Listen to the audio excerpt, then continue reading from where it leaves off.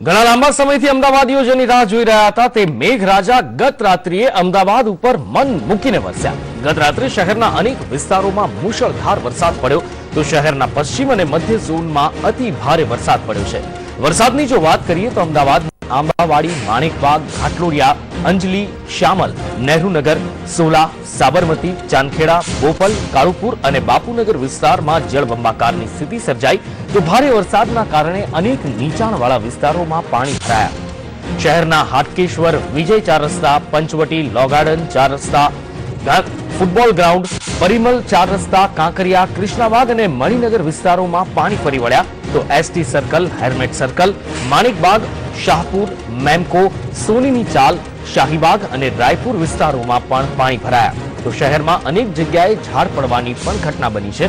ત્યારે જો અમદાવાદના વિવિધ ઝોનમાં પડેલા વરસાદની વાત કરવામાં આવે તો મધ્ય ઝોનમાં 8.5 ઇંચ વરસાદ નોંધાયો છે, પશ્ચિમ ઝોનમાં 7.5 ઇંચ, દક્ષિણ ઝોનમાં 6.5 ઇંચ, પૂર્વ ઝોનમાં 5.50 ઇંચ, નવા પશ્ચિમ ઝોનમાં 4.25 ઇંચ અને ઉત્તર ઝોનમાં 4 ઇંચ વરસાદ નોંધાયો છે અને તે પણ માત્ર 5 જ કલાકમાં।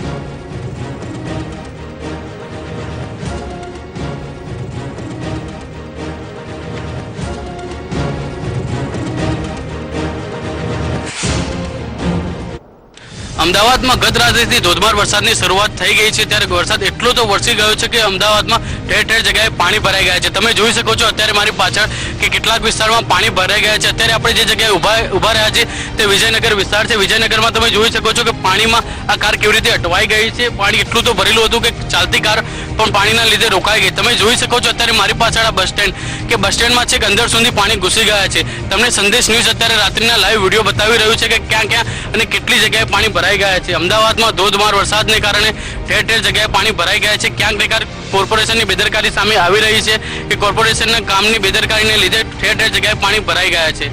કેમેરામેન વિનોદ શર્માની સાથે રવિ પટેલ, સંદેશ ન્યૂઝ, અમદાવાદ।